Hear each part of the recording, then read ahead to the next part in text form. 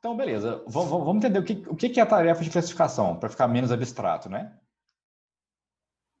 Então, como eu comentei, quando a gente fala de classificação e aprendizagem de máquina, a gente quer prever eventos.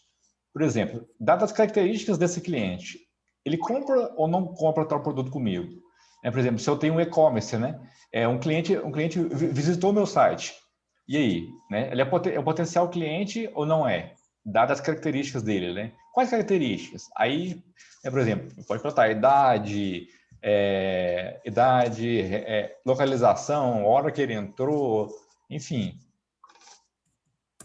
Esse aqui é muito usado em call center para ver quais clientes têm maior probabilidade de cancelar o contrato com a empresa, né? Que é aqueles clientes que, em vez do atendente, do operador de telemarketing, ligar aleatoriamente, ele vai ligar para aqueles clientes que têm maior probabilidade de cancelar o plano, né? Eu já atuei muito nessa área aqui também. Se o cliente vai pagar ou não, que é o caso da financeira, né, que eu comentei. Esse aqui é bem interessante. Eu consigo prever se um equipamento vai estragar ou não, mediante as características dos componentes dele. Igual na empresa que eu trabalho hoje, que tem muita máquina pesada, essas máquinas, elas ficam... a máquina manda dados para o banco de dados da empresa.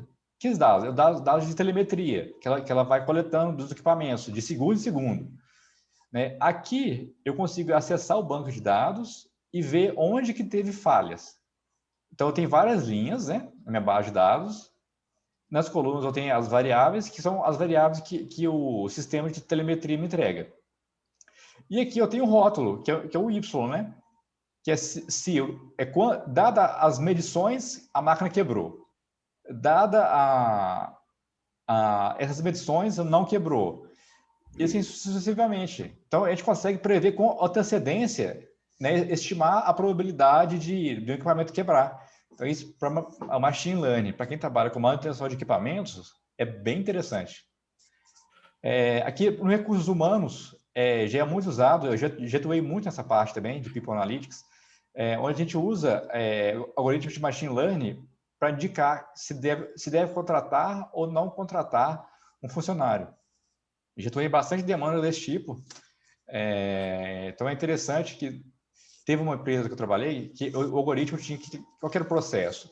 O candidato entrava no site, preenchia os questionários da empresa e dava um OK. Na hora que ele dava um submit, mandava os dados dele, meu modelo já processava os dados. Tinha uma API, né, que fazia a chamada do meu modelo, processava os dados e retornava a probabilidade. Se essa probabilidade fosse alta o suficiente, o que é alta o suficiente, né? É uma probabilidade, depende do contexto. Então, já apareceu a mensagem na tela para ele. Parabéns, siga para a próxima etapa. Caso contrário, não. Fala assim, infelizmente não foi dessa vez. Tente após 3 meses, daqui 3 meses. Então, como que eu montei essa base de treino? Eu peguei o histórico de funcionários. Eu sei qual funcionário que performou bem, que é o evento 1, e qual funcionário que performou mal, o evento 0. E eu tenho as respostas dele dos questionários. Então, eu juntei as duas bases. Então, baseado nas respostas, o algoritmo consegue estimar a probabilidade desse funcionário vir a performar bem no futuro.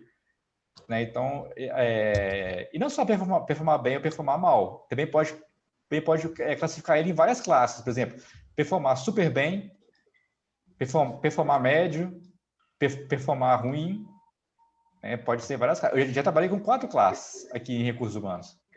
Então, em recursos humanos, tem uma aplicação gigantesca de machine learning e ciência de dados. E aqui na área de medicina, né?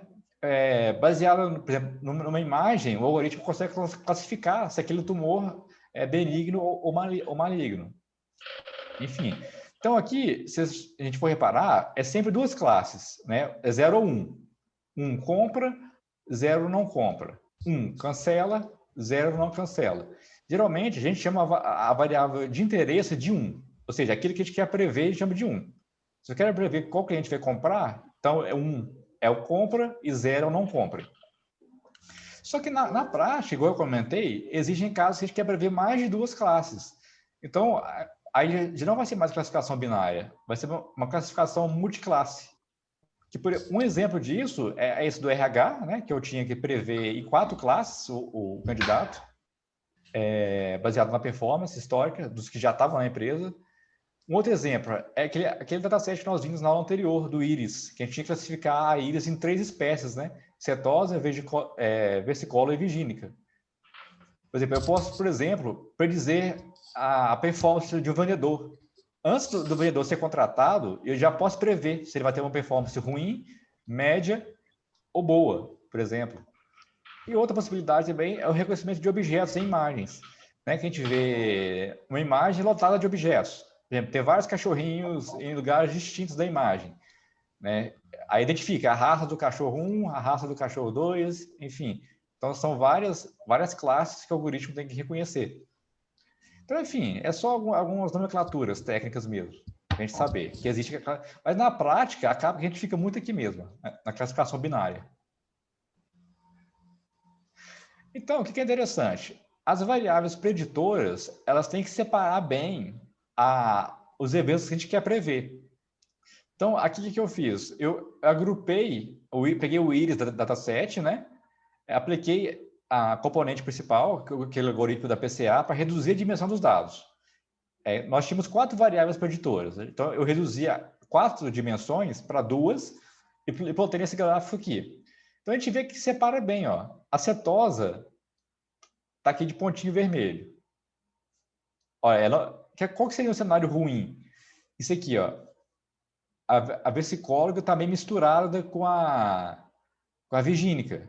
Por quê? As características dessas flores se são muito próximas. Então, isso pode confundir o algoritmo. Que a gente, no olho, a gente consegue ver. Mas o algoritmo ele tem que separar matematicamente isso aqui. E às vezes fica difícil, né, ele passar alguma curva que consiga separar, né, tão bem esses dados aqui assim.